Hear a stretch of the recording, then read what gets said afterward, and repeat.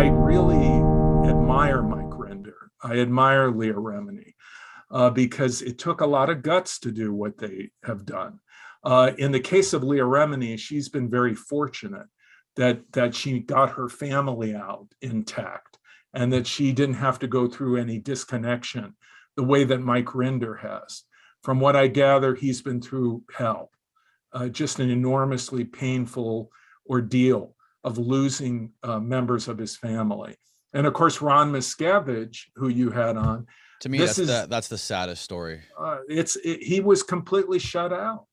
I mean, can you imagine? He brought his son into Scientology, and then his son became the leader, and he excommunicated his father. And also Miscavige, his wife, Shelley Miscavige, he apparently has decided to put her in an isolated Scientology facility in Northern California, where she's been for a number of years and not widely seen by the public. I'm sure she's safe physically, but you know. Are you sure? Has anyone heard from her? Is there any evidence that she's even alive? Yeah, there have been some welfare checks done, and she is alive, though I would argue it's sad what happened to her. She was a devoted wife, and she ends up being shelved and put in this facility because her husband just, I guess, doesn't want to deal with her anymore. And of course, in Scientology, there's the rehabilitation project that is called RPF.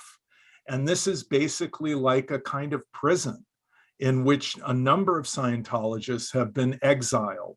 Heber Jensch, reportedly, the former president of Scientology, is in such a lockdown in Hemet, California, isolated. And there have been a number of Scientologists who have gone through that. For example, Debbie Cook, who was a high-ranking Scientologist in Clearwater, Florida. She went through a horrible ordeal at RPF in isolation. And she testified about it in court at one point. And then suddenly Scientology worked out some kind of an arrangement with her where she stopped talking and went to the Caribbean, though I understand she's back in Texas now. So Scientology has silenced people, sometimes by paying them off, but more often by intimidation and threats.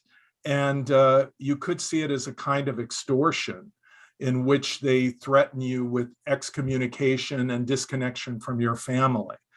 It's a brutal organization, in my opinion. And I've been on the receiving end of it myself. I've had their lawyers harass me. I've had their private investigators surveil me and harass my family. So I know what it's like, not to the extent that I can say that I have gone through what Mike Rinder or Leah Remini have gone through, but I have been through the ringer with Scientology. Have you ever had a discussion with somebody, it's a part of a cult or a part of Scientology, whether it be like a deprogramming type session, where the person just had an extremely rational explanation of why they decided to remain a part of it, and you couldn't deprogram them? Like, look, Rick, I like this. It works for me. It's not hurting me. And have you ever like agreed to disagree with one of those people? Well, yeah. I mean, there have been situations where I was retained by a family, and I sat down with the family and the person who supposedly was in a cult. And when they explained to me what was really going on, I looked at the family and said, why did you even retain me? Why did you bring me here? There's nothing bad going on here. Your son, your daughter is not involved in a cult. And you may have some personal family issues that you need to resolve, but that's not my job. And really, I ended up leaving. In other situations, I would say where the person really is involved in some type of destructive group, about 7 out of 10 will ultimately leave at the end of the intervention. But 3 out of 10 decide they don't want to leave. And in fact, many of them will leave the intervention in the first day or the second day and say, I'm done.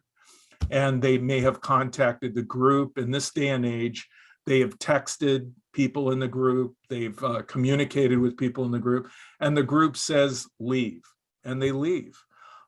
They may say, I've had this said to me, I was on drugs, I was a drug addict, I was an alcoholic, and I came into this group and they basically saved me. They got me off drugs, they got me off alcohol. So I think that the group has been a very positive thing for me. You don't seem to think so. My parents don't think so, but that's what I think. Kind of like a lesser of two evils type thing. Yeah, and I can appreciate that. I can see that. And I often will tell people, well, that's good. And the group isn't all bad. I'm not saying that everything they do is bad, but is it in your best interest to continue with them? Or have you gotten the clarity, the good stuff from them that you could get, and that what's ahead for you may not be so good? And so I wouldn't argue the point that there are good things that groups offer. For example, the group Synanon, which was founded by Charles Diedrich, that was a drug rehabilitation that became a cult.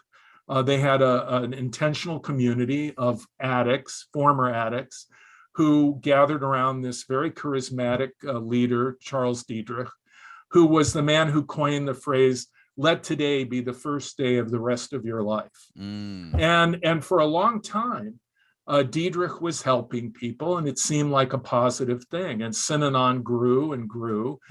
But the problem was financial transparency, meaningful accountability for the leadership, and for Diedrich in particular. And he became like a god ruling over the group.